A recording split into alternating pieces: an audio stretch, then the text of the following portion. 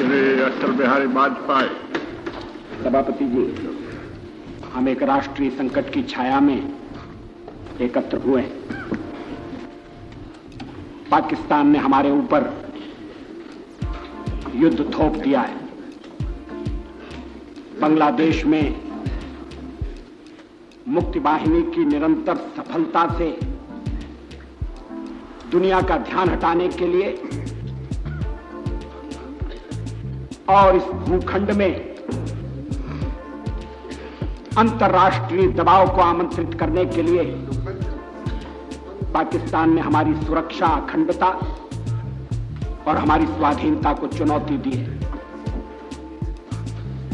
ये एक चुनौती भी है और एक महान अवसर भी है। हम अग्नि परीक्षा में से गुजर रहे हैं। कोई कारण नहीं है हम इस अग्नि परीक्षा में से कुंदन बनकर न चमके। कोई कारण नहीं है हम अपनी सीमा की रक्षा करें और पाकिस्तान के शासकों को ऐसा पाठ पढ़ाएं जिससे वो जिंदगी भर न भूल सके। आज मैं पार्टी की ओर से बोलने के लिए तैयार नहीं हूं। अब तो सारा देश एक पार्टी है। राजनीति के मतभेद भुलाकर, छोटी छोटी चीजों को ताक पर रखकर सारे देश को कंधे से कंधा लगाकर और कदम से कदम मिलाकर विजय के लिए आगे बढ़ना होगा।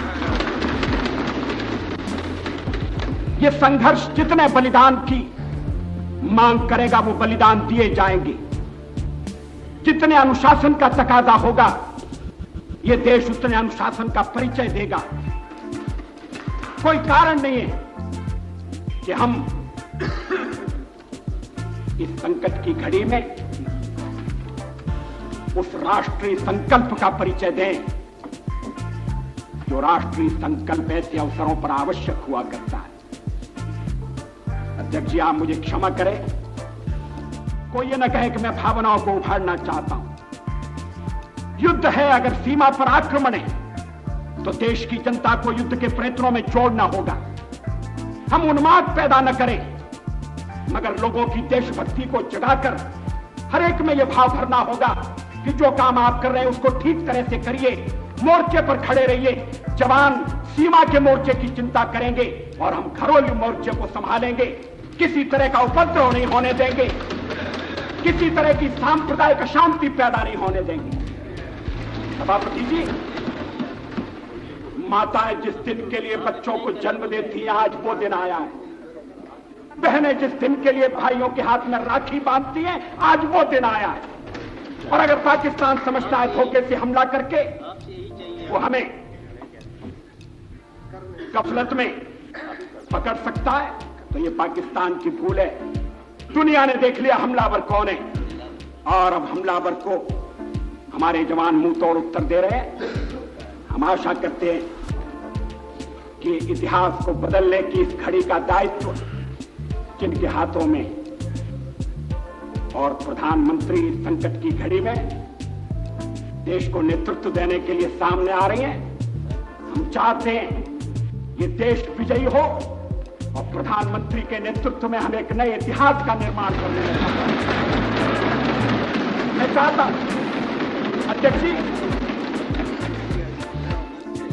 इस आक्रमण के काल में पार्लियामेंट या खा के खिलाफ एक हथियार के रूप में प्रयुक्त की जा सकती है। पाकिस्तान में पार्लियामेंट नहीं है। पाकिस्तान की सरकार को जनता का समर्थन नहीं है।